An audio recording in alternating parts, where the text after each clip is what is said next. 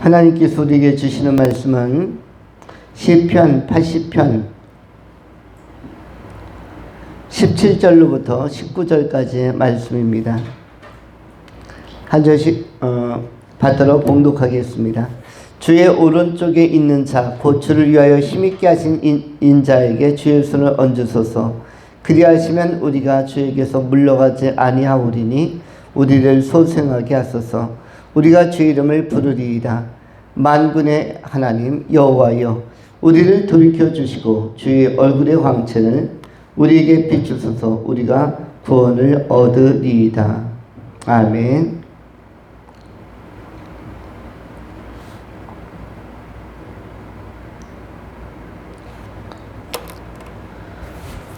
오늘은 치료하시는 하나님이란 제목으로 하나님의 말씀을 전합니다. 두 가지로 말씀을 나누어 상고합니다.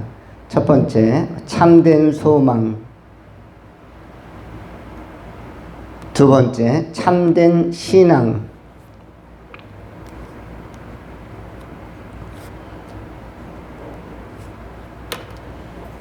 먼저 생각하는 것은 참된 소망에 관한 것입니다. 17절, 주의 오른쪽에 있는 자 곧 주를 위하여 힘있게 하신 인자에게 주의 손을 얹으소서. 그리하시면 우리가 주에게서 물러가지 아니하오리니 우리를 소생하게 하소서. 우리가 주의 이름을 부르리이다.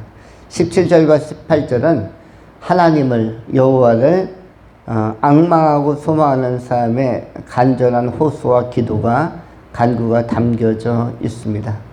주의 오른쪽에 있는 자, 곧 주를 위하여 힘있게 하신 인자에게 주의 손을 얹으소서. 우리 하나님께서 택하시는 사람, 우리 하나님께서 쓰실 사람에게 주의 손을 얹으셔서 권능과 지혜를 달라고 그렇게 기도하고 또 소망하고 있습니다. 18절, 그리하시면 우리가 우리에게서 물러가지 아니하오리니 우리를 소생하게 하소서. 우리가 주의 이름을 부르리이다. 이스라엘 백성들, 특별히 구약시대의 백성들 가운데 오늘 시편 80편을 기록한 아삽을 포함한 믿음의 사람들은 신앙이 신약시대의 절정의 믿음의 사람 못지않게 매우 좋았습니다.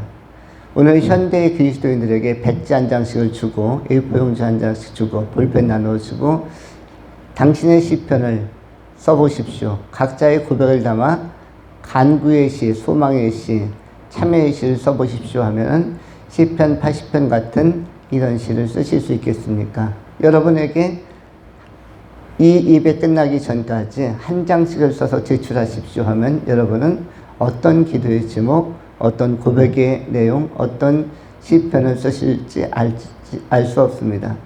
그런데 구약시대에 살았음에도 불구하고 우리보다 문화와 문명과 과학과 또 지식은 매우 현저히 떨어졌음에도 불구하고 무려 3000년 전의 사람이 이러한 명시, 하나님에 대한 훌륭한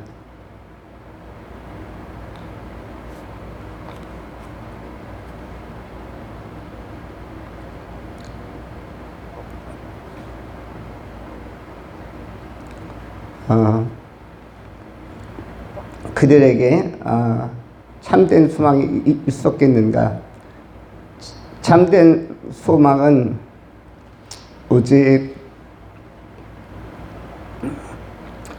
메시아에게 있고 또 하나님의 약속 안에만 있는 것입니다. 구약시대의 사람들에게 있어서도 신약시대의 어떤 사람들 못지않게 영성이 절정이었고 최고조의 신앙을 가졌음을 볼 수가 있습니다. 3000년 전에 문화와 문명과 지혜와 현대적인 어떤 신학적인 어떠한 학습이 없었던 사람들에게 단순히 율법을 묵상하며 성전에서 제사를 하는 그 메시아의 오심을 기다리며 피 흘림을 상상하고 묵상했던, 바라보았던 자들에게 이 정도의 신앙 고백이 나온다는 것은 놀라운 일입니다. 이것은 하나님의 감동이 아니면 이루어질 수 없는 것입니다. 오늘 현대인들에게도 아무리 많은 예배를 드리고 아무리 구약과 신약을 많이 읽어도 이런 고백이 나올 수 있겠는가? 오히려 형식적인 신앙의 행태만 갖춘 사람들도 현대에도 너무나 많은 것입니다. 하나님은 구약시대나 신약시대나 관계없이 언제나 참다운 그리스도인, 참다운 진실한 그리스도인들, 하나님을 경외하는 그 백성을 찾고 계십니다. 미가서 6장 8절에 성경은 또 이렇게 말씀합니다. 사람아, 주께서 선한 것이 무엇임을 네게 보이셨나니 여호와께서 네게 구하시는 것은 오직 정의를 행하며 인자를 사랑하며 겸손하게 네 하나님과 함께 행하는 것이 아니냐. 미가 또한 이렇게 겸손한 하나님과의 동행, 겸손한 하나님 앞에서의 순전한 소망을 가지고 나가는 하나님만을 소망하는 이 신앙을 그의 삶의 정수로 제시하고 있습니다.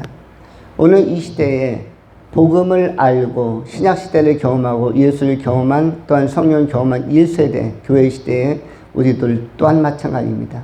우리의 신앙도 순수해서 오직 하나님 알기에 힘쓰고 오직 예수 알기에 힘쓰고 오직 성령에 순종하기에 힘쓰면서 우리도 천국 소망을 가지고 구약시대의 교회가 뭔지, 성령이 무엇인지를, 예수가 누구인지를 제대로 확인하지 않은 시대, 3000년 전에도 이렇게 순전하고 담백한 신앙을 가진 믿음의 선배들이 있었다는 사실을 기억하면서 오늘날 더 좋은 여건 안에서 신앙생활하는 우리들은 이전 선배들 못지않게 더 온전함으로 하나님을 알아가고 하나님을 추구하고 하나님의 이름을 높임으로 말미암아 우리의 참된 소망은 우리 하나님과 그의 보내신 자 예수 그리스도 안에 있음을 다시 한번 우리가 증거하고 확신하고 또 전파해야 할 것입니다. 이 땅에 참된 소망 되시며 또 앞으로의 미래적 역사에 참된 소망 되시며 이 민족이 참된 소망 되신 예수를, 메시아를, 또 우리 하나님을 알리고 전하고 높이는 일에 참여하는 일에 우리의 모든 열정과 힘과 또 기회들을 잘 사용하는, 선용하는 귀한 성도님들이 되실 수 있기를 축원합니다. 두 번째로 참된 신앙입니다. 19절 말씀입니다. 만군의 하나님 여호와께서 우리를 돌이켜 주시고 주의 얼굴의 광채를 우리에게 비추소서 우리가 구원을 얻으리이다. 참된 신앙은 하나님의 은혜 안에서 돌이키는 것입니다. 회개라는 것은 세례 요한도 외쳤고 또한 노아 시대에도 선포되었고 예수님께서도 오시자마자 꺼낸 메시지가 다른 것이 아니었습니다. 예수님은 많은 말씀을 하시지 않았고 이 땅에 오시자마자, 공생에 들어오시자마자 선포한 첫 번째 주제는 회개였습니다. 마가복음 1장 14절로 15절은 이렇게 기록합니다. 요한이 잡힌 후 예수께서 갈릴리에 오셔서 하나님의 복음을 전파하여 이르시되 때가 찼고 하나님의 나라가 가까웠으니 회개하고 복음을 믿으라 하시더라. 회개하고 복음을 믿으라 하시더라. 그냥 복음을 믿으라가 아닙니다. 그 앞에 나오는 전제가 있는데 회개하고 복음을 믿으라고 말씀하셨습니다. 우리는 대부분 회개하고를 생략하고 복음을 믿으려고 하기 때문에 복음이 잘 안 받아들여지거나 아니면 복음을 깨닫는데 굉장히 더디거나 실패하는 경우가 있습니다.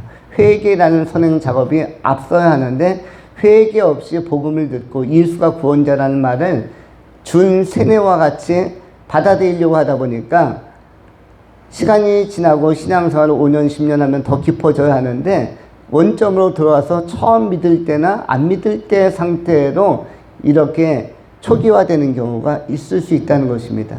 그럼 초기화가 일어나면 되지 않고 믿음의 진보와 성숙과 발전과 풍성으로 가야 되는데 왜 초기화로 리셋되는 현상이 영적으로 발생하는가? 처음 믿을 때 회개하고가 선행되지 않았기 때문입니다. 나는 죄인이며 당신은 죄인이며 우리는 죄인이며 우리가 철저히 죄인임을 인정하고 죄의 삭은 사망이라는 사실을 인정하고 회개 이후에 복음을 받아들이고 그러면 우리는 메시아 예수를 받아들이고 예수를 높이고 이렇게 반듯하고 바른 성경적 자세로 예수를 맞이할 때 그때 참다운 제자로서의 풍성과 깊이 있는 신앙이 형성될 수 있는데 회개하고가 빠진 경우가 많이 있는 것입니다. 최근에 자칭 선교사로 활동하고 있는 대한민국 조직폭력배의 보스가 있습니다. 여러분이 아시는지 모르겠습니다만 1980년대에 무서운 조직폭력배가 한국에 3개가 있었습니다. 그 중에 하나가 김태촌파, 김태촌의 서방파, 그 다음에 조양은의 양은이파, 그리고 이동재의 오비파가 있었습니다. 그런데 그 가운데서도 가장 무서운 사람 중에 하나가 누구냐면 조양은이라는 사람이었어요. 그 부하들이 1만 명이 넘어서 전국의 모든 깡패들을 다 컨트롤하는 양은이파의 보수 조양은 영화로도 나왔습니다. 영화로도 아마 80년대 후반 90년대쯤에 그 보스란 영화가 나왔었는데 거기에서 실제로 주연으로 역할하면서 영화도 찍었어요. 그런데 그분이 어느 날 신앙생활을 시작했다고 하고, 그리고 또 어느 날 선교사도 탈바꿈했대요. 물론 중간에 뭐 그 협박죄로 3년 감옥을 또 갔다 오기도 했지만은 감옥을 한 20년 갔다 왔고 출소한 이후에도 2-3번 더 감옥을 갔다 왔습니다. 근데 최근에는 조양은 TV에서 유튜브를 만들었는데, 그런데 뭐 한 20만 명 가까이 많은 사람이 보는 것이 되었어요.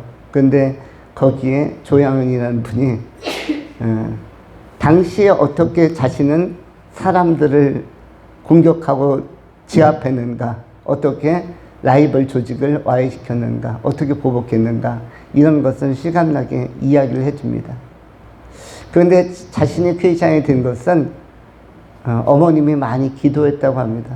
아버님도 학교 선생님인가 했는데 서울 가서 아들이 굉장히 모범생으로 유학하는지 알고 있었는데 아주 멋진 대학교 다니고, 처음에는 아마 대학생인 것처럼 위장하고 내려와서 방학해서 내려왔습니다. 부모님 고기도 사다 드리고 이렇게 아마 효자의 모습을 보였던 것 같습니다. 근데 실제적으로 서울 가서는 완전히 주목 속에 이렇게 빠져든 사람이었고, 조양은이 유명한 것은 그 당시에 낭만 주목이라고 해서 옛날에 김두한부터 신하손이로 이어왔던 주목으로만 대결하고 이렇게 자기의 신체적 육체적 기술로만 상대를 제압하려고 했던 것에서 벗어나서 최초로 쇠파이프와 그리고 이 칼을 사용하면서 상대를 제압한, 야구방망이를 사용한 최초의 그 조직폭력배가 이 조양은이었습니다.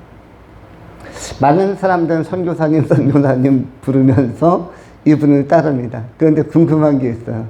이 사람이 회개하고 복음을 받아들이고 선교사의 이름으로 활동하는 것인지, 아니면 본인도 이제는 교도소 가기 너무너무 싫고, 그리고 그냥 입장이 너무 무료하고, 그래서 신앙을 접하고 교회를 가까이 하면서 선교사의 이름을 얻은 것인지.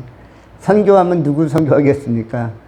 조직폭력배 후배들을 선교하는 것이 되겠죠. 그들을 선도한다는, 물론 의지 자체는 나쁜 것은 아니겠으나, 그런데 궁금한 것은 회개하고 복음을 받아들였는가가 정말로 궁금한 것입니다.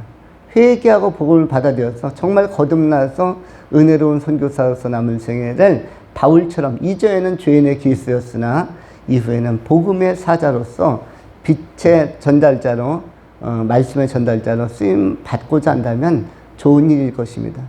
중요한 것은 우리는 알 수 없겠거니와 회개하고가 복음을 받아들이는 것보다 더 중요하다는 것입니다. 예수님은 말씀하셨습니다. 이르시되 때가 찼고 하나님의 나라가 가까이 왔으니 회개하고 복음을 믿으라. 이것은 우리 평범한 사람들도 마찬가지입니다. 회개하고 복음을 믿는 것입니다. 이것이 성경적 구원에 이르는, 그리고 성경적 신앙인을 이루는 참된 신앙의 그런 과정이라고 할 수가 있는 것입니다.